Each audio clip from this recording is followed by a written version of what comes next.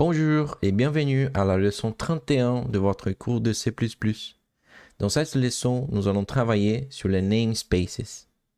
À la fin de cette leçon, vous serez capable de comprendre ce que c'est et quel est le rôle d'un namespace, comment déclarer un namespace, utiliser l'opérateur de résolution, deux points, et comprendre pourquoi les namespaces sont indispensables dans les grands projets. Alors, pourquoi le namespace? Donc, imaginons que deux développeurs traitent le travail sur le même projet. Le premier écrit une fonction affichée qui montre dans le terminal premier affichage et le second écrit une fonction qui surcharge affiché, qui overload affiché et qui écrit deuxième affichage. Donc, le compilateur va signaler une erreur. Deux fonctions globales ne peuvent pas porter le même nom. Comment résoudre ce problème? Parce que les deux fonctions comportent la même signature. Le nom et les paramètres sont les mêmes. Donc, du coup, le compilateur ne peut pas décider laquelle utiliser en fonction des paramètres qui sont utilisés pour l'appeler ou en fonction du nom. Donc, tout ne peut pas être pareil. Donc, si la signature, tout ce qui vient après le nom, est pareil, donc ça génère une erreur. Donc, quelle est la solution? C++ propose les namespaces. Ils permettent de regrouper plusieurs fonctions ou classes dans un espace de noms. Donc, pour déclarer un namespace, nous mettons namespace math, puis namespace text. Donc, maintenant, cette fonction affichée, elle appartient au namespace math. Et cette deuxième fonction affichée appartient au namespace text. Donc, les deux fonctions peuvent maintenant exister. Pourquoi? Parce que la méthode pour les appeler, la méthode, le nom maintenant est différent. Pour appeler affiché du namespace math, il faut bien faire math affiché. Et pour appeler namespace affiché du namespace text, il faut bien faire text affiché. Donc, le programme complet ressemble à ça. Donc, nous faisons namespace math, namespace text, et ensuite nous exécutons math affiché, text affiché dans main, et ça va montrer dans l'écran, dans le terminal, namespace math et namespace text. Donc, les variables. Les namespaces peuvent également contenir des variables. Donc, supposons namespace configuration qui contient une variable version qui est un entier et qui est initialisée à 3. Si dans main, nous faisons configuration version, cela va montrer dans le terminal le chiffre 3. Les namespaces peuvent aussi contenir des classes. Par exemple, nous pouvons mettre la classe chien dans le namespace animaux. Donc là, ça c'est la syntaxe pour déclarer une variable, un objet qui s'appelle chien, qui est du type chien. Sachant que chien est une classe qui est dans animaux, dans le namespace animaux.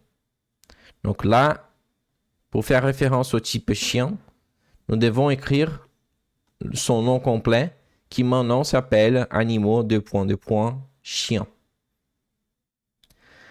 Donc, le namespace std. Depuis le début du cours, nous écrivons std cout.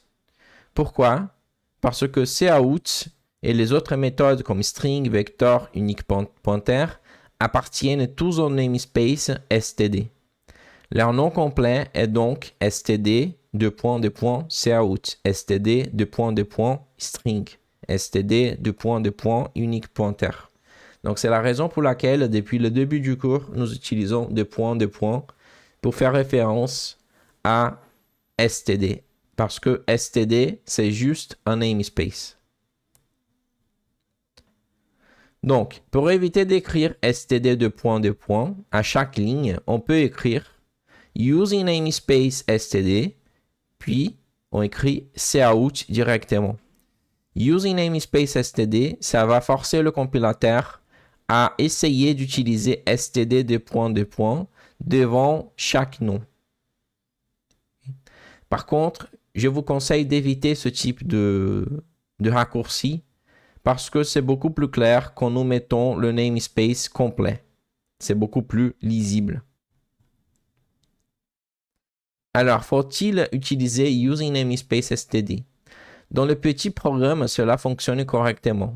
En revanche, dans les grands projets, cette pratique est déconseillée. Pourquoi? Parce qu'elle importe tous les noms du namespace std dans l'espace global. Cela augmente le risque de conflit de noms. La bonne pratique consiste à écrire stdcout, stdstring, stdvector, même si cela demande quelques caractères de plus.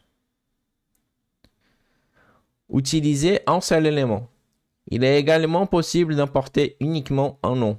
Donc, faire using stdcout, puis utiliser cout ou stdstring et après stdstring nom. Donc, cell cout est importé. Cell cout peut être mis directement. OK? Parce que string n'a pas été importé, donc nous sommes obligés de toujours mettre le nom complet de string qui est std string. Donc, vous avez deux possibilités.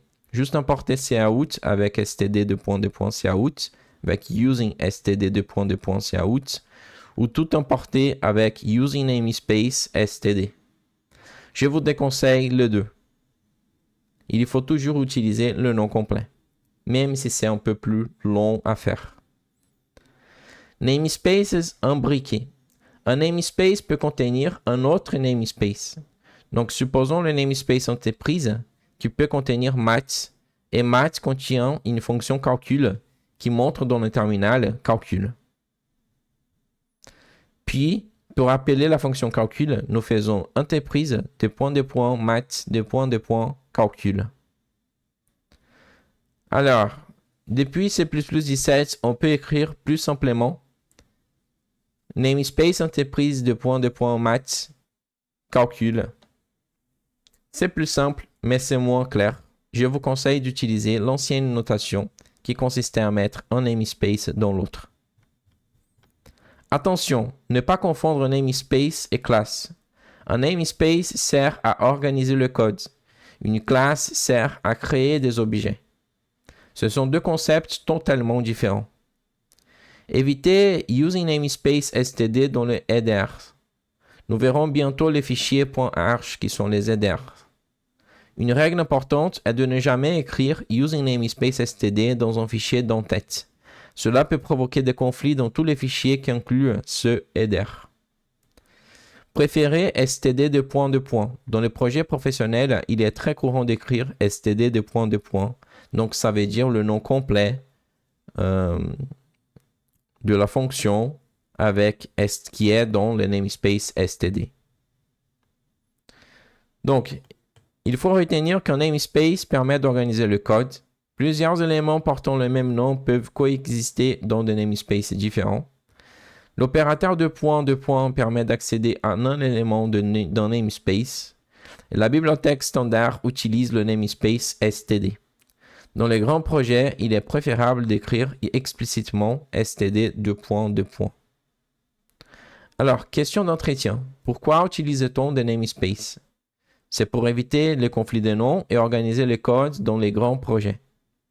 À quoi sert l'opérateur de point ? Il y permet d'accéder à un élément appartenant à un namespace ou à une classe. Donc, si c'est un élément statique d'une classe ou si c'est un élément qui est dans un namespace, nous pouvons utiliser l'opérateur de point. Pourquoi évite-t-on using namespace std dans les projets professionnels? Parce qu'il importe tous les noms du namespace std dans l'espace global, ce qui augmente le risque de conflit de noms. Donc, dans la prochaine leçon, nous allons créer notre premier projet C++ composé de plusieurs fichiers, main, animal.arch, animal.cpp et vous comprendrez enfin pourquoi les fichiers d'entête existent et à quoi sert include. Et aussi ce que sont les header guards. Ok? Donc ça, on verra dans la prochaine leçon. Merci d'avoir regardé cette vidéo.